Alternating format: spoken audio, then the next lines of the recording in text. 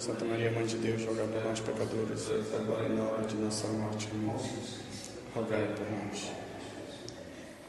Bem, então, esta aula aqui é sobre o Vaticano II. É uma aula síntese que nos pode tratar de um evento tão importante, com uma quantidade de documentos impressionantes. Nos pode tratar numa aula só, senão um algo extremamente sintético. O que eu quero dar é uma espécie de estrutura da doutrina do Vaticano II, pegando os pontos mais importantes. É meramente um esquema. E um esquema é sempre uma coisa redutora. Assim, se eu fizer um esquema da figura, eu não estou fazendo um retrato completo de alguém. Eu estou simplesmente fazendo com alguns traços o esquema do ser humano. Assim, esse esquema da doutrina do Vaticano II é uma síntese mínima para numa aula só, quem ouve compreender qual é a linha central do pensamento do Vaticano II. O Vaticano II tem uma linguagem extremamente ambígua, é uma linguagem fenomenológica que torna muito difícil para a pessoa que não está entrosada na terminologia da filosofia fenomenológica compreender o que foi dito. Tanto que o Frei John Kobler escreveu 2 livros a respeito do Vaticano II, dizendo que o Vaticano II não é entendido, que a grande missão dos teólogos hoje é explicar o Vaticano II para o público. Então ele mostra como, usando termos comuns à escolástica antiga e à fenomenologia, se pode enganar facilmente o leitor desses documentos do Vaticano II. Porque um termo na escolástica tem um certo sentido, na fenomenologia tem um sentido diverso. E então, a mesma frase pode ter 2 leituras absolutamente opostas. E com isso se faz uma confusão, e se fez uma confusão monumental há 40 anos. O Papa, exatamente agora, está convocando um debate entre os teólogos da fraternidade, os teólogos da escola romana, para que se ponham limpo todos os erros e ambiguidades do Vaticano II que o Papa pretende corrigir. Portanto, é certo de que o Vaticano II não é um concílio em família. O padre Brunello Gherardini acaba de escrever um livro, Vaticano II, um discurso da fare, significa o Vaticano II, um texto a ser compreendido ou discutido. Quer dizer, ele mostra que as ambiguidades do Vaticano II trouxeram grandes confusões e que é preciso passar a limpo tudo isso. Primeira coisa, ele mostra que o termo pastoral indica que o Vaticano II não foi infalível. Segundo, que tudo que é ambíguo tem que ser esclarecido e o que não está de acordo com a tradição deve ser mudado. Assim, o padre Gherardini diz que, por exemplo, a São Paulo de espécie era uma mera repetição do mito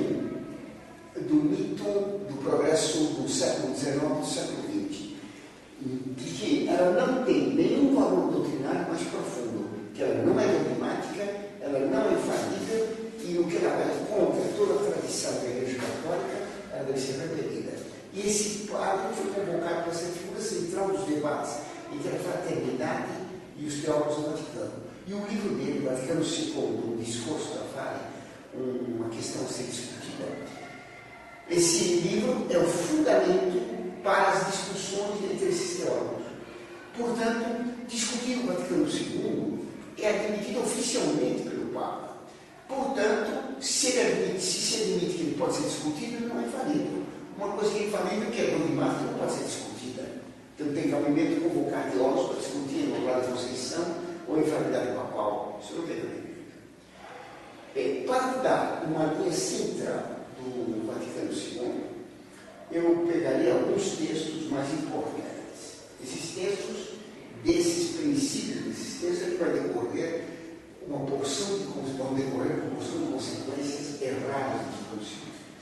O primeiro ponto é a definição de igreja da Lumen Gentium. Lumen Gentium, uma função dogmática. Luz dos povos, Lumen Gentium. Uma função dogmática. Dogmática porque ela trata assunto dogmático, mas ela não fez nenhum pronunciamento dogmático. O segundo ponto seria um texto da Gaudium et Spes,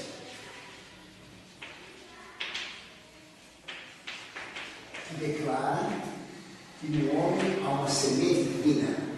Terceiro, a revelação, o conceito de revelação na função dogmática, Dei Verbum, dogmática, Dei Verbum.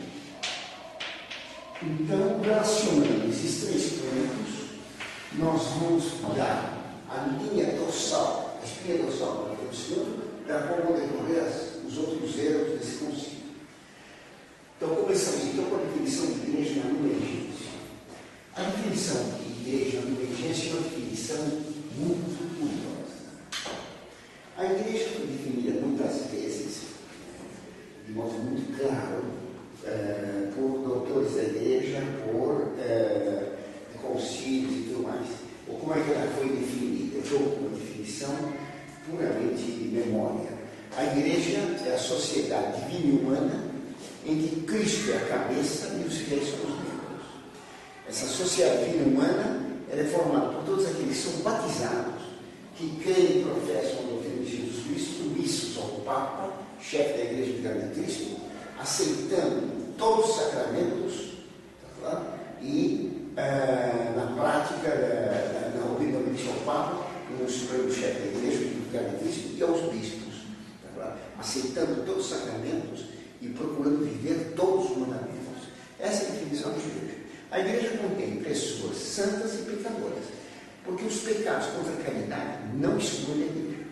Os pecados que excluem a igreja são a apostasia, renegando o batismo, são a revolta contra o Papa por cisma ou a aceitação de uma heresia que faz com que não se aceite o que Cristo e a igreja ensinam, mas se segue outra doutrina.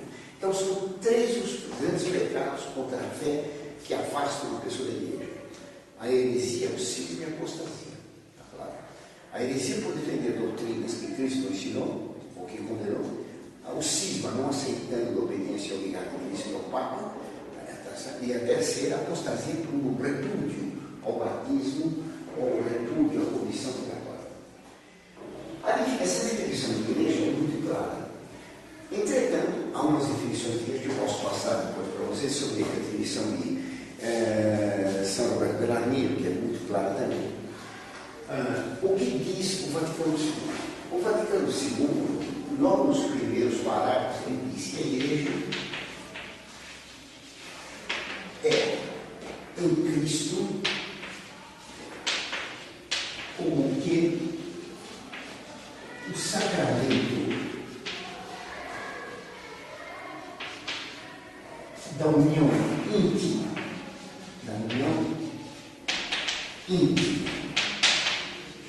dos homens com Deus,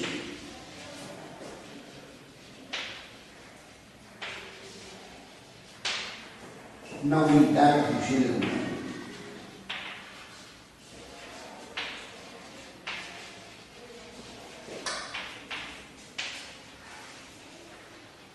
Eu creio que a definição está aqui nas próprias palavras dos textos da Igreja. Eu não embora, mas é isso. A igreja é em Cristo como que o sacramento da união íntima dos homens com Deus na unidade de vida humana. Do ponto de vista de estrutura de frase português, é uma definição estranha. Porque o que quer dizer essa união íntima dos homens com Deus?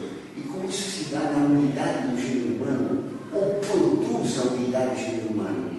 Como é que se dá isso na unidade do gênero humano, ou produzindo a unidade do gênero humano? Não está claro. Essa definição é estranha. Ela é estranha porque, embora fale em Cristo, não fala como a igreja está unida a Cristo. Cristo é a cabeça do corpo místico dele, que é a igreja. A igreja foi definida por, às vezes, a igreja é o corpo místico de Cristo, que Cristo é a cabeça e os fiéis são os membros. Aqui diz, a igreja é em Cristo, mas não fala que união é essa com Cristo, como que o sacramento. Essas palavras, como que não estavam no texto original. Eles foram acrescentados no último momento. Quem conta é o Cardeal Ratzinger, no livro Princípios de Teologia, coisa assim. Não me lembro o título do livro, mas tem um site.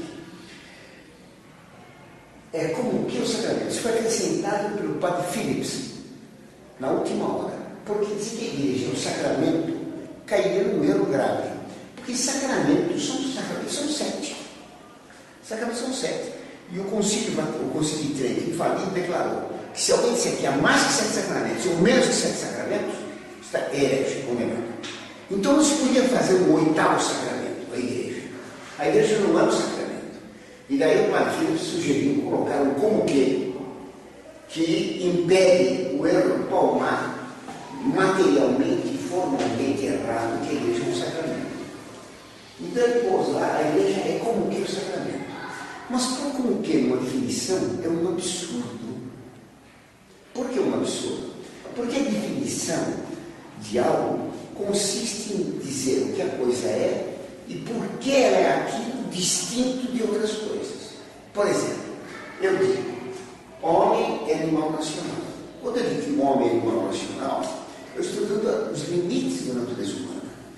Eu estou dizendo que o homem é um animal, afirmo que tem um corpo material. Portanto, o homem é um anjo.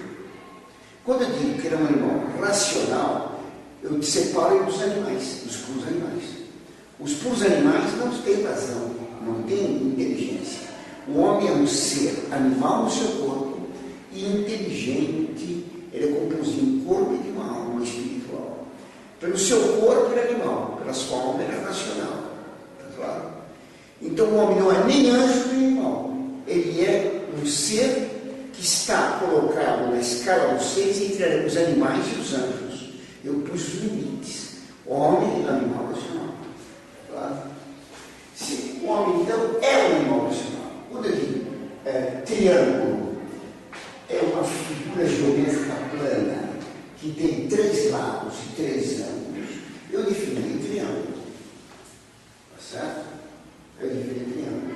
Se eu definir que tem 3 lados, 3 ângulos, eu estou separando o triângulo do quadrado, do círculo, do paralelogramo, do losango, do decágono, de qualquer outra figura plana. Eu estou dando uma definição. É uma figura geométrica plana que tem 3 ângulos e 3 lados. Só. Eu não fiz senão separar essa figura das outras figuras. Certo? Bem. Aqui se diz como que então, toda definição separa, põe limites no ser, para se compreender que é aquilo e nada mais que aquilo.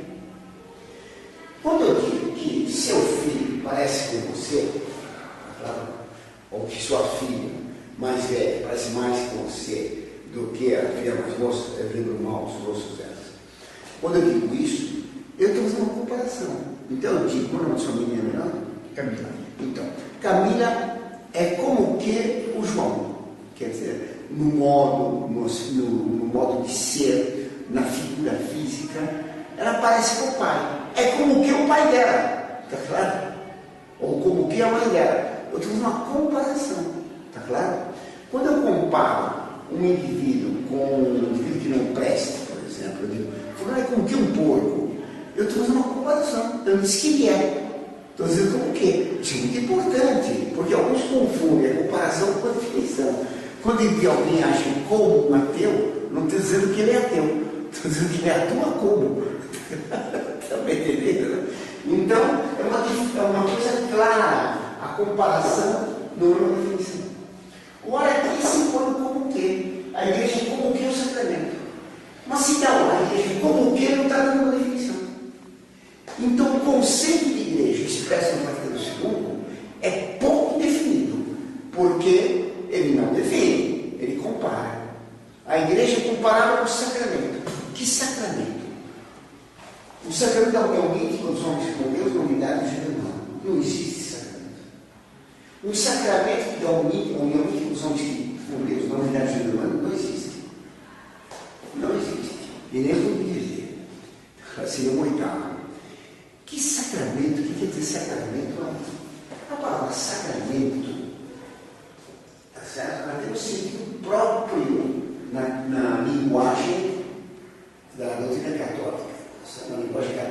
que é o sacramento? A definição de sacramento é um sinal sensível e eficaz de uma graça. Isso é o sacramento. Um sinal representa algo. Assim, por exemplo, a águia da Montfort é um sinal distintivo da Montfort. Ela é um sinal. Está claro? Aquele sinal foi feito por mim para mostrar em concreto uma chaculatória que havia feito. Dai-nos virgem pura, fé, pureza e bravura. Fé, pureza e bravura. A águia é um animal que tem bravura, ataca com valentia. A águia, ela tem um olho bem vivo, que vem uma altura imensa e vê as coisas pequenas no chão. Costumo dizer que a águia contempla, nas alturas, ela contempla diretamente o sol, que o olho dela não é ofendido pelos raios solares. Então, esse olho aberto da águia, fixando o sol, símbolo de Deus, significa o olho da fé fixando em Deus. Então, a fé representa no olho da águia. No coração da águia, pusemos uma flor de lis, que é uma flor que nasce na lama e que se mantém limpa no meio da lama, representando, portanto, a pureza. É claro? Não, então, a águia representa a virtude da fé pelo seu olho fixador do sol da verdade. Representa a pureza porque tem no peito, no coração, o limpo, que é limpo mesmo no meio da lama. E terceiro, então, a fé é virtude da alma, a pureza é virtude do corpo, e ela tem 2 espadas, porque não basta ter fé e pureza, é preciso defender essas virtudes. E por isso tem 2 espadas, porque Cristo disse para Pedro: agora quem não tem uma espada, vem do seu manto e compre uma. E Pedro disse: eu tenho 2. E Cristo disse: são suficientes. Cristo disse: são suficientes. E Pedro, o Papa, tem 2 espadas, a espiritual para excomungar e a material para governar a igreja e os territórios sobre a igreja no centro da idade. Então, o sacramento, o área não é um sacramento, é um mero símbolo. Se eu fico olhando aquela área, eu posso entender o que ela significa, mas aqui não produz bravura em mim, não produz pureza em mim, não produz fé. É um sinal, mas não produz a graça da fé, a graça da pureza, nem a graça da coragem. Não é sacramento. O sacramento significa algo e produz o que ele significa. Assim, a água do batismo, com água limpa, significa que a água do batismo vai limpar a alma do pecado original. Mas, de fato, a água do batismo lava a alma. Então, o batismo é um sacramento porque ele representa a pureza da limpeza da alma e realmente aquele sacramento lava a alma. Está claro? Então, o sacramento é um sinal sensível e eficaz da graça sobrenatural, que não se deve. Está claro? Essa é a definição do sacramento. Está no catecismo. A palavra sacramento em grego, ela é representada por uma outra palavra, mistério.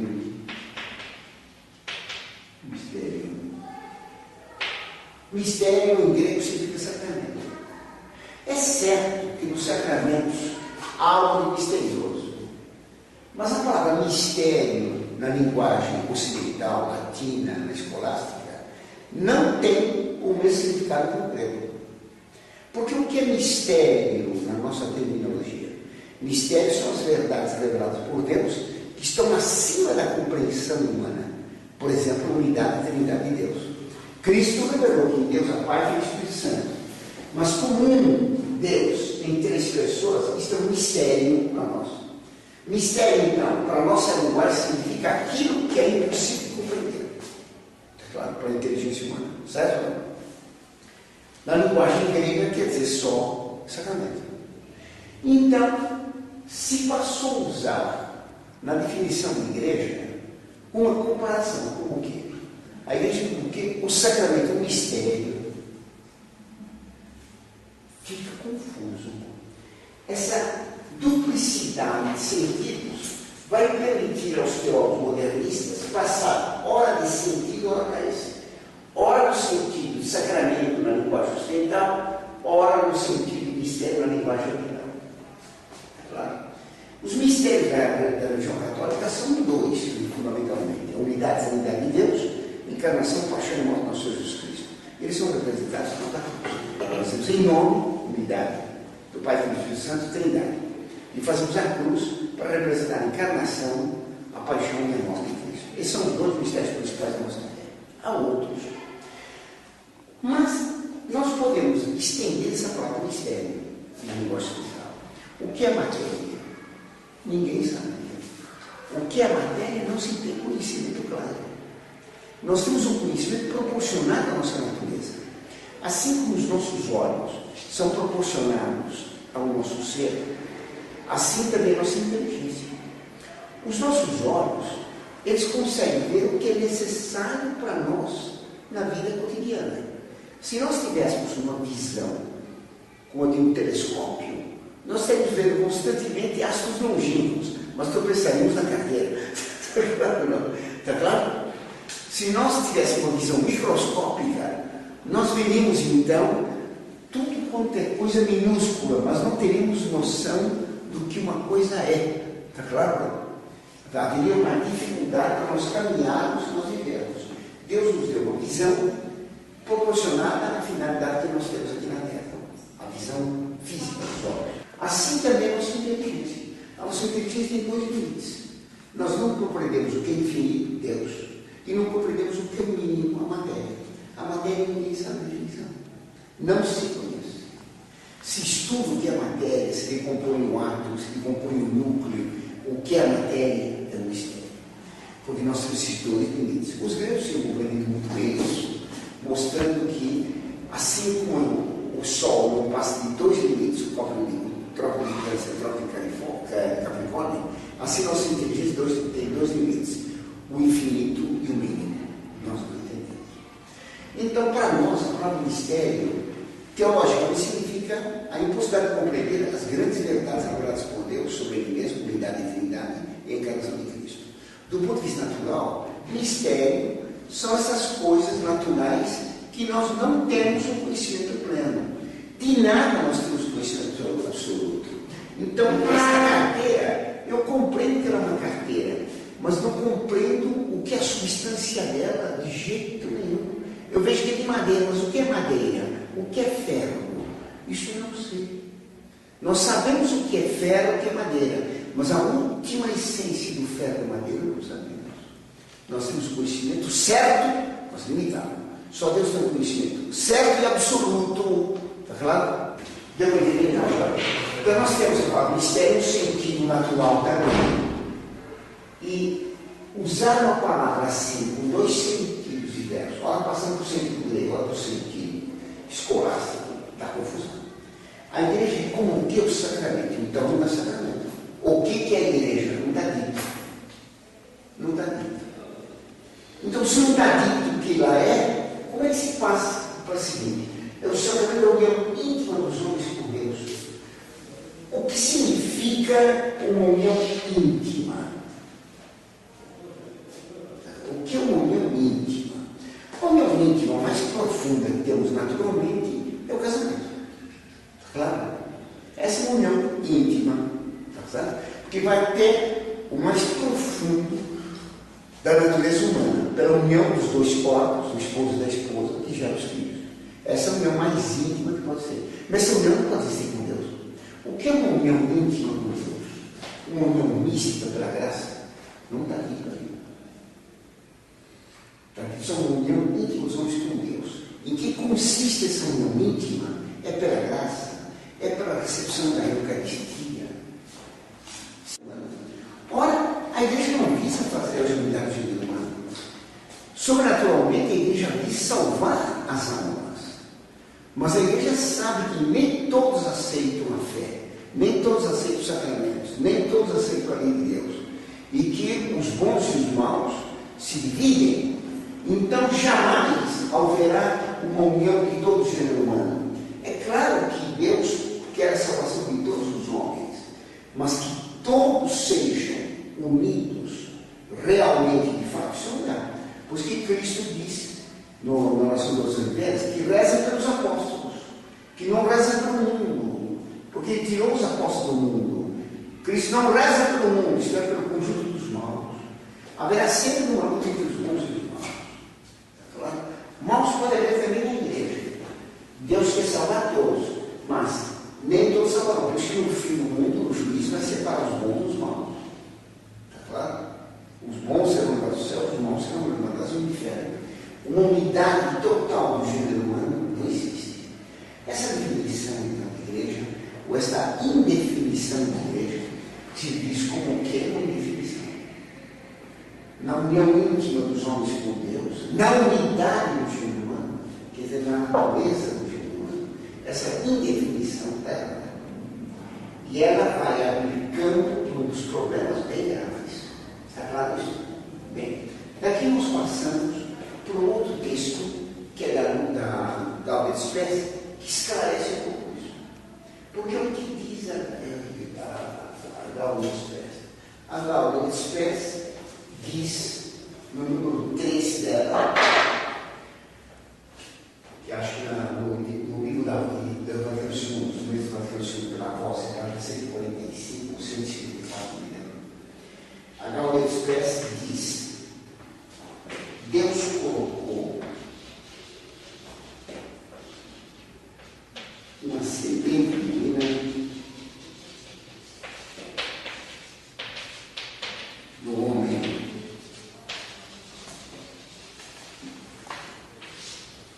Ora, o que será isso? Se tem uma semente divina no homem, um germe divino no homem, então todo o homem está salvo. Por ser homem. Por ser uma semente divina, Deus não pode mandar nenhum homem no inferno. Todo homem, mesmo que morra em pecado, tem uma semente divina. Você quer entender quanto? Tá certo? Tem uma semente divina. É só regar que ele se salva. Basta regar que ele se salva. Essa afirmação, ela é absolutamente suspeita de gnose. Porque todos os sistemas gnósticos afirmaram isso. Que era no homem uma semente divina, uma centelha divina, uma partícula divina, está claro? Todos sabem isso. E por isso todo homem, ele tem dentro de si algo de divino, e por isso ele está salvo por ser homem.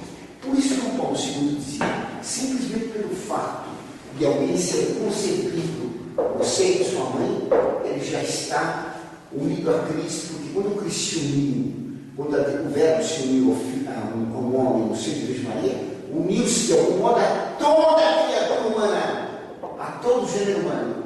Então, é através dessa semente divina existente em todo o ser humano, é que se dá a união íntima do homem com Deus. Se nós temos uma semente divina, eu estou, no mais profundo do meu ser, unido intimamente a Deus. Tem uma substância dele em mim. Está compreendendo? Assim como todos os elétricos têm uma unidade por possuir todos o vírus da AIDS, assim nós temos a semente divina. Claro. Todos os elétricos são elétricos. Claro. Todos que têm semente divina são divinos. Então o judeu é divino, o ateu é divino, o pagão é divino, o budista é divino, o macumbeiro é divino, o católico é divino, o protestante é divino. E não é necessário para conhecer a nenhuma religião. Todas as religiões são. Como não é necessário praticar nenhum mandamento. Como não é necessário entrar em nada. Basta ser humano, porque tem essa centelha divina que faz a unidade do ser humano, unida intimamente com Deus, de modo misterioso. A igreja é a união de todos os homens que estão unidos a Deus. A igreja é a humanidade. E é o que o Vaticano II vai deixar entender em vários documentos. Confunde-se a igreja com a própria humanidade. A humanidade é que é a igreja.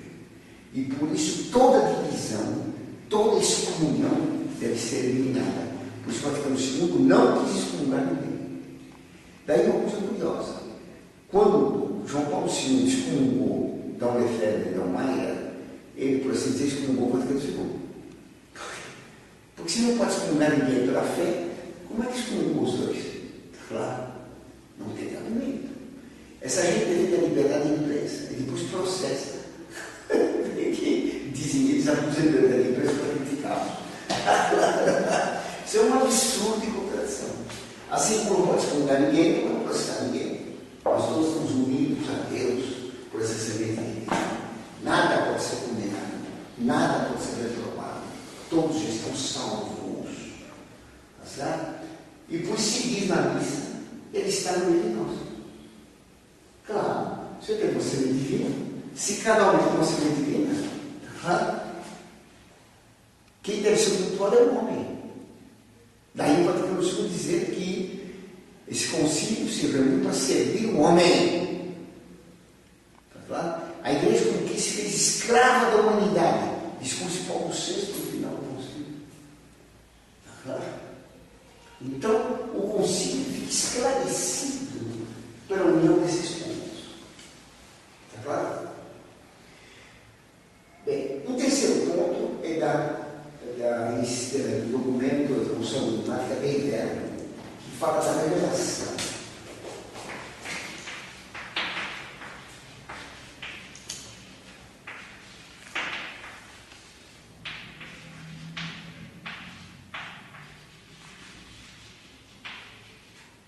Deus se revelou ao homem.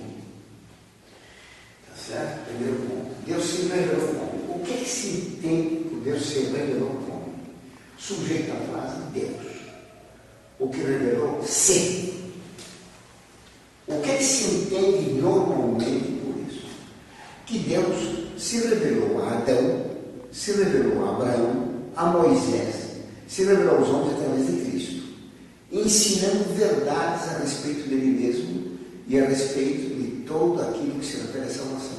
Está claro? Então Deus revelou verdades. Por isso que Deus diz que a fé vem pelo ouvido. Diz isso em São Paulo, nesse Espírito. A fé vem pelo ouvido. São verdades. Pois o Senhor disse: quem não crê, quem crê será salvo. Mas quem não crê, não. Então, a revelação é de verdades. Daí ser necessária a fé para a salvação. Por isso está dito também por São Paulo e Epístola dos Hebreus: sem a fé ninguém pode agradar a Deus. Fé é a adesão a verdades reveladas por Deus sobre si mesmo e confirmadas pela igreja. Se não se tem verdadeira fé, não se pode salvar. Então a fé é sobre verdades. Ora, a interpretação que é dada esse texto da Dei Verbo, a esse ser, Deus se revelou, não é que Deus disse verdades, mas Deus revelou-se. Ele deu o ser dele. Ele comunicou a sua res, a sua substância. Claro? Ele deu a ele mesmo. Assim como na Eucaristia nós recebemos o próprio corpo, sangue e alma e divindade de Cristo, assim teria sido revelado, dado o seu corpo, sangue e alma. Por isso que eles continuam tanto a presença de Cristo na Eucaristia quanto na Bíblia, na Sagrada Escritura. É verdade? Claro? A presença de Cristo na Eucaristia é uma presença substancial. O que eles dizem aqui é que este ser não é verdade sobre Deus, Deus revelou verdades sobre Ele mesmo, mas Deus deu a sua substância divina. Ele revelou a substância divina dele. Ele comunicou-se ao próprio ser dele. A substância da divindade foi dada à humanidade. Foi dada à humanidade como? Na semente posta no gênero humano. Está claro? Então, não se perde a importância ao credo, à fé. O importante é compreender que temos entre nós uma substância divina. Por isso está dito que, isso João está aqui na Galba de Espécie, João Paulo II aqui tem muito, Deus veio revelar ao homem o mistério da Santa Trindade? Não, do homem. Cristo veio revelar aos homens o mistério do homem. Quer dizer, existe na natureza do homem uma coisa que é misteriosa e não conhecida racionalmente. Eu conheço racionalmente o que é o corpo e a alma. Mas, para eles não. O que eu conheço racional, o que eu conheço agora é misteriosamente. que eu tenho uma semente divina dentro de mim. E por isso eu estou salvo. Então, esse é o mistério do homem. Nós temos dentro de nós uma semente divina. O nosso ser é divino. E por isso nós todos somos salvos. E essa divindade da humanidade é que Cristo vai revelar ao homem. Então, o que está dito no capítulo 2, Cristo não veio revelar a verdade, porque está dito claramente. Está insinuado nessas partes misteriosas. Cristo não veio revelar verdades ao homem, e por isso a igreja não exige adesão de fé a nenhuma verdade. Ela quer conduzir o homem pastoralmente. O homem é o centro do universo, porque ele tem nele uma semente divina.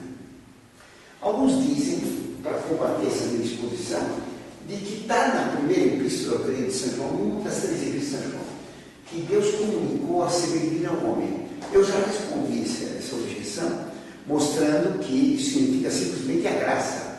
Porque São João não diz que isso é dado a todos os homens, semente divina, mas essa graça torna os homens filhos de Deus. É a graça santificante recebida no batismo.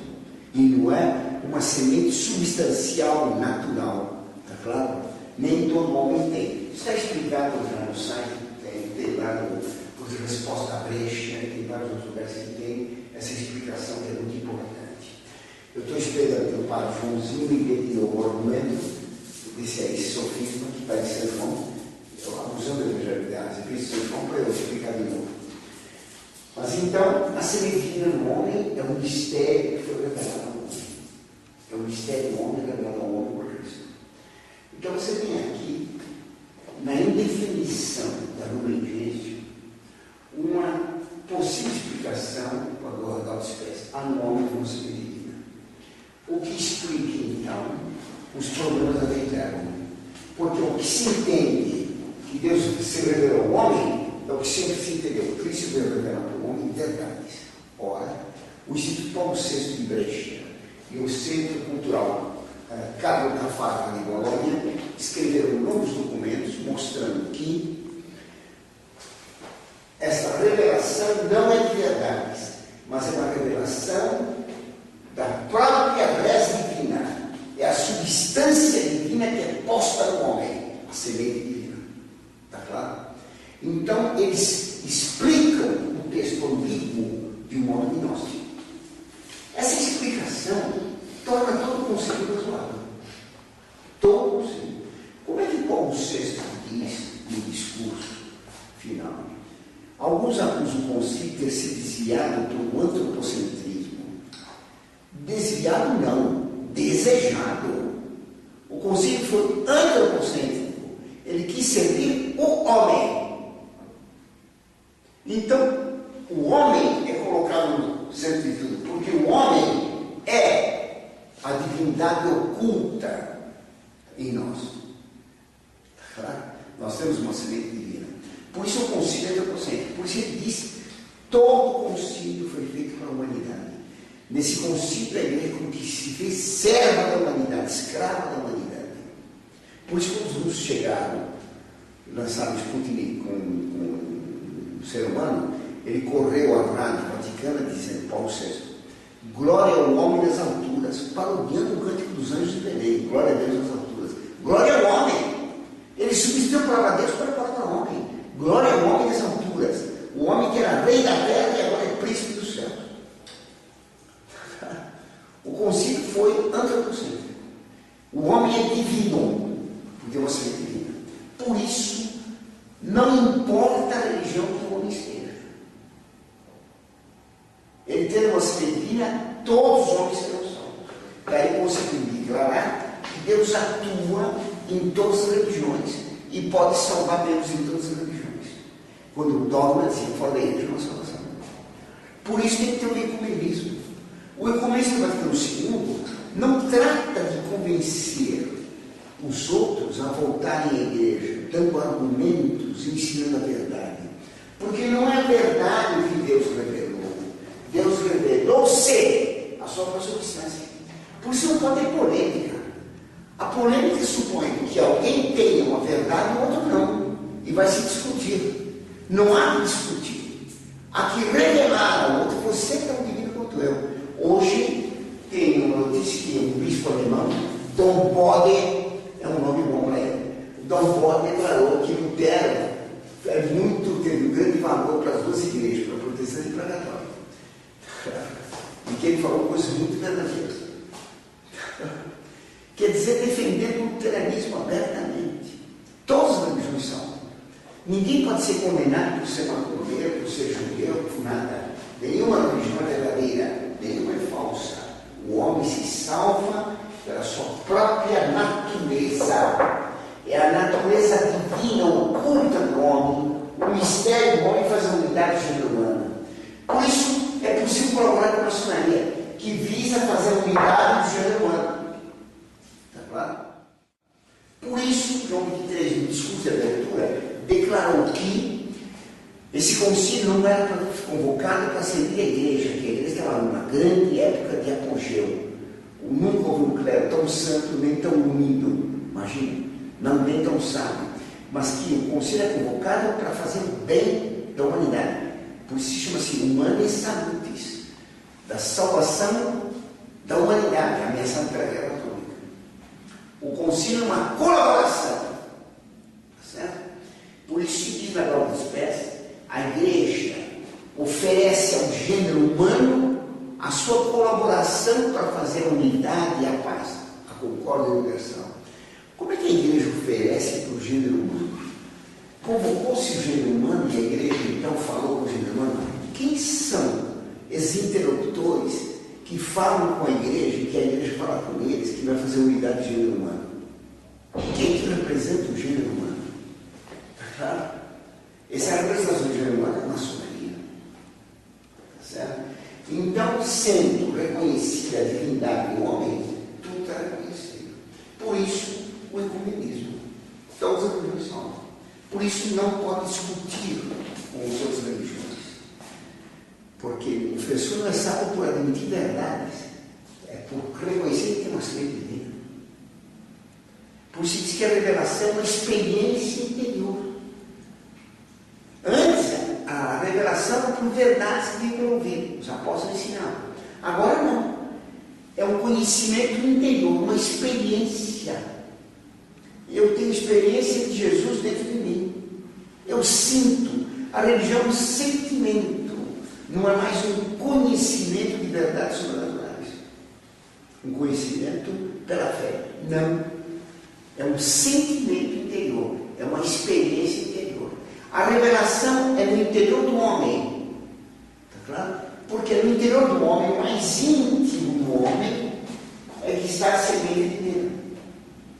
Então não veio a religião para mim, por meio do pai que me batizou, do professor que me ensinou, de minha mãe que me ensinou. Não. A religião veio para mim de Deus que se manifesta dentro de mim. E que eu experimento. Eu tenho uma experiência interna. Não um convencimento de verdades intelectualmente. A fé deixa de ser uma adesão da inteligência a verdades, a fé passa a ser uma experiência ou sentimento interior. Está bem claro isso? Está certo? Tudo bem? Então, tudo isso aqui mostra como o Vaticano II, ele defende uma espécie de gnose, que é a gnose da fenomenologia proveniente da gnose do romantismo, do idealismo alemão. Está certo? Isso mostra por que não mais estudam isso. Tá certo? Só são estudados aqueles que não aceitam que são divinos. Esses não podem. Porque estão recusando a divindade dentro deles. Por isso não tem cabimento ajoelhar-se diante da hóstia. O homem se ajoelha dentro de si mesmo. Por isso, Dom Miguel dizia para um favelado: eu me ajoelho dentro do favelado. Claro, tem uma semente divina. Também entendeu? Então, tudo fica coerente se toma esse pronunciar essa coisa. Por isso, toda ação da igreja deixa de ser uma ação pela oração e pela graça e passa a ser uma ação social.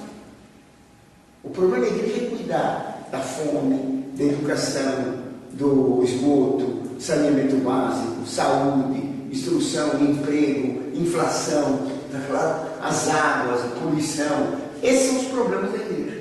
Problemas que outrora eram problemas do Estado. Daí aí ele se excluído em problemas estatais, em problemas de reforma agrária, em problemas políticos, porque o homem aqui na terra, o reino passa a ser na terra e não no céu.